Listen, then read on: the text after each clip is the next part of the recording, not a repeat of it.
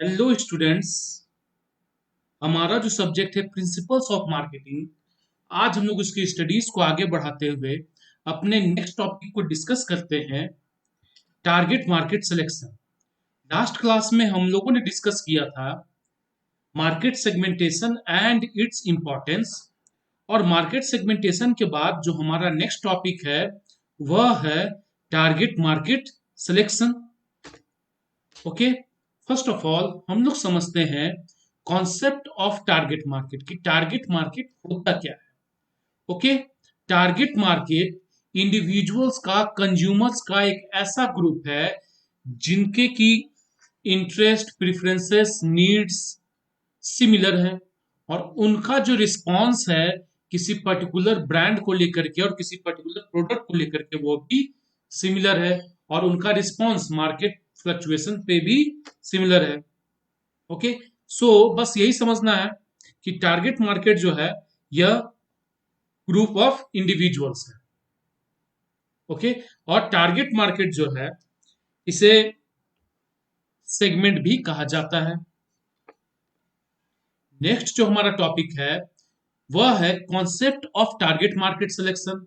अब ये target market selection होता क्या है?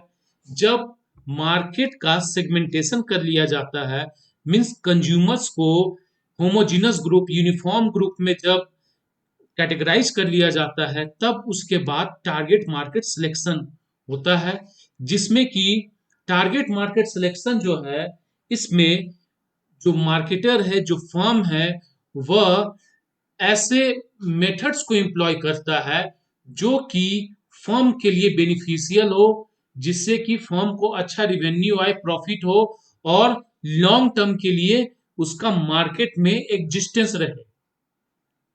और यह टारगेट मार्केट सिलेक्शन में जो भी मार्केटिंग प्लान्स, जो भी मार्केटिंग स्ट्रेटजीज एक फर्म जो बनाती है उसे इंप्लीमेंट करती है। इंप्लीमेंट किस पे करती है? जो सेगमेंट बनाई गई है। और एक और बात ध्यान देनी है, देखिए, जब भी कोई प्रोडक्ट हो, प्रोडक्ट सक्सेसफुल है कि नहीं है वो कैसे अंदाजा लगाया जा सकता है? उसका अंदाजा इसी से लगाया जा सकता है कि कितने कंज्यूमर प्रिफर करते हैं, या फिर कितना उनका मार्केट शेयर है। ओके, मार्केट शेयर है मीन्स अगर similar kinds of product sale होते हैं, देन किसी एक पर्टिकुलर कंपनी या किसी एक पर्टिकुलर ऑर्गेनाइजेशन के द्वारा द्वारा बनाए गए प्रोडक्ट का कितना परसेंट सेल होता है। फॉर एग्जाम्पल, अगर एक प्रोडक्ट है, मोबाइल फोन है। ओके, मोबाइल फोन है, अगर 100 मोबाइल फोन्स का सेल होता है, देन किसी कंपनी के द्वारा बनाए गए, किसी पर्टिकुलर कंपनी के द्वारा मैन्युफैक्चर की गई मोबाइल फोन का कितना सेल होता है। फॉर एग्जांपल, किसी एक कंपनी के द्वारा बनाई गई मोबाइल फोन का सेल होता है मतलब 30 यूनिट्स, 100 में से 30 यूनिट्स, देन कहा जा सकता है कि उस पर्टिकुलर ऑर्गेनाइजेशन का, उस पर्टिकुलर कंपनी का मार्केट में जो शेयर है वो कितना है? 30% है। और टारगेट मार्केट सिलेक्शन का जो मेन ऑब्जेक्टिव होता है कि जो प्रोडक्ट का, जो कमोडिटी का जो मार्केट शेयर है उसको इंक्रीज करना। नेक्स्ट हम लोग देखते हैं factors influencing target market selection. क्या क्या फैक्टर्स हैं जो कि टारगेट मार्केट सिलेक्शन को इन्फ्लुएंस करते हैं, जिनका की इंपैक्ट होता है टारगेट मार्केट सिलेक्शन पे? फर्स्ट है size of market segment. Yes, size of market segment very important factor है। जैसे कि अगर कोई एक प्रोडक्ट है जिसके की कंज्यूमर्स जो है वो कॉलेज गोइंग स्टूडेंट्स हैं, it means college going student जब किसी पर्टिकुलर प्रोडक्ट के जब कंज्यूमर होंगे, तब क्या हो गया कि मार्केट शेयर, मार्केट का जो साइज है वो क्या है? लार्ज है। अब कोई ऐसा प्रोडक्ट है जिस प्रोडक्ट के जो कंज्यूमर्स हैं वो ऐसे लोग हैं जिनका की नेट वर्थ 50 करोड़ से ज्यादा है, तो हमारे देश में ऐसे लोग तो कम है, देन उसका क्या हो गया? मार्केट साइज क्या हो गया? कम हो गया। नेक्स्ट जो the growth rate of market segment, जो मार्केट सेगमेंट है उसका क्या ग्रोथ रेट है? Growth rate in the sense, अगर किसी पर्टिकुलर प्रोडक्ट के जो कंज्यूमर हैं वो कॉलेज गोइंग स्टूडेंट्स हैं, देन अगर फाइनेंशियल ईयर 2020 2021 में अगर ऐसे कंज्यूमर्स फॉर एग्जांपल 100 और फाइनेंशियल ईयर 21-22 में ऐसे कंज्यूमर्स हो जाते हैं 105। देन ग्रोथ रेट क्या हो गया, 5% हो गया ग्रोथ रेट। ओके, नेक्स्ट जो है कंपटीशन अमंग द सेगमेंट्स, या जो सेगमेंट्स जो बनाती है एक फर्म, एक मार्केटर, उनके बीच भी आपस में कंपटीशन है। जैसे कि एक मोबाइल फोन, दो दो मोबाइल फोन लॉन्च की है कोई एक पर्टिकुलर कंपनी, और एक जो मोबाइल फोन है उसका प्राइस है ₹15,000, 15,000।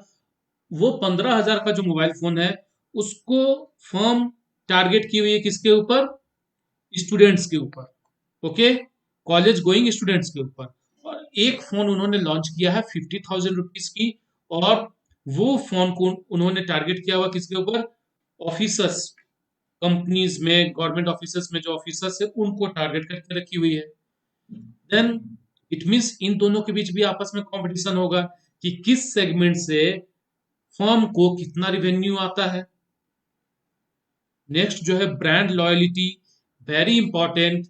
ब्रांड लॉयलिटी में हम लोग समझाए थे कि कुछ ऐसे लॉयल कस्टमर्स होते हैं जो कुछ भी हो जाए आपके ब्रांड को प्रीफर करेंगे। देन उनकी लॉयलिटी को मेंटेन करना भी काफी इंपॉर्टेंट होता है। लॉयलिटी मेंटेन तब होगी जब जब उस तरीके का क्वालिटी आप उनको डिलीवर कीजिएगा तभी। और जो ऐसे कुछ कस्टमर्स हैं जो ब्रांड में स्विच करते रहते हैं, कभी ये ब्रांड कभी वो ब्रांड, किसी एक पर्टिकुलर ब्रांड के प्रति लॉयल नहीं है, सो उनको भी आप ट्राई कीजिए कि वो आपके ब्रांड के प्रति लॉयल हो जाए। Next one is estimation of attainable market share.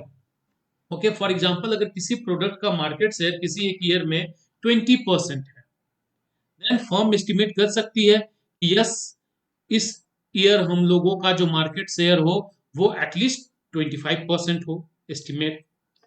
Next one is self assessment of marketing capabilities.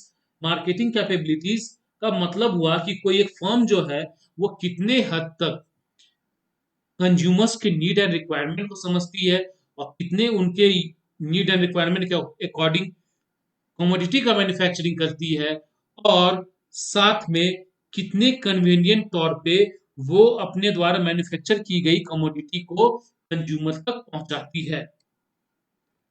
Next जो है हमारा टॉपिक है वह है difference between segmentation and targeting. ध्यान दीजिएगा स्टूडेंट्स, मार्केट सेगमेंटेशन को ही सेगमेंटेशन कहा जाता है और टारगेट मार्केट सिलेक्शन को टारगेटिंग कहा जाता है। अब हम लोग इन दोनों के बीच जो डिफरेंसेस है उसको हम लोग देखते हैं। फर्स्ट ऑफ ऑल जो डिफरेंस है वो बहुत ही सिंपल है। डिफरेंस है कि मार्केट सेगमेंटेशन जो है वो क्या है, first process of product promotion है, और टारगेटिंग जो है वो second process of product promotion है, जो कि सेगमेंटेशन के बाद होता है। प्रोडक्ट प्रमोशन तब स्टार्ट होता है जब कमोडिटी का जब मैन्युफैक्चरिंग हो जाता है, देन प्रोडक्ट का प्रमोशन स्टार्ट होता है।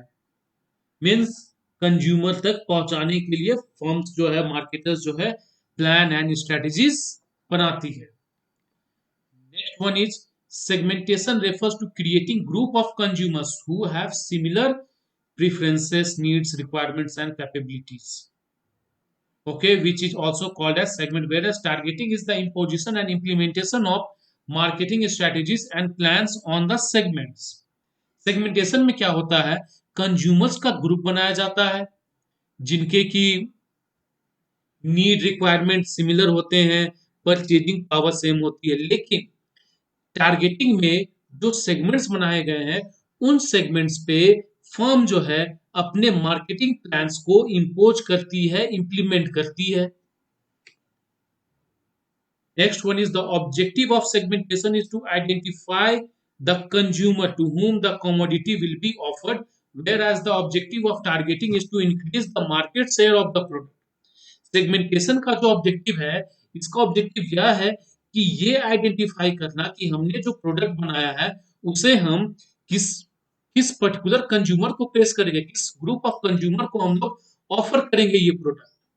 लेकिन लेकिन टारगेटिंग का जो ऑब्जेक्टिव है वो ऑब्जेक्टिव है कि हम कैसे अपने मार्केट शेयर को इंप्रूव करें, कैसे हम मैक्सिमम प्रोडक्ट सेल करें। Our next one is segmentation is consumer oriented process, whereas targeting is product oriented process. Yes, very simple. Segmentation में जो फोकस होता है वो किस पे होता है? कंज्यूमर्स पे। कि कंज्यूमर्स पे हम लोगों का एक्सेसिव फोकस होता है कि हम लोग स्टडीज करते हैं उसमें about the need, requirement and capabilities and various other factors about the consumers. But in targeting we focus that how can we improve our market share. Okay, in targeting the maximum focus is on to sell maximum units of products. Okay students, thank you.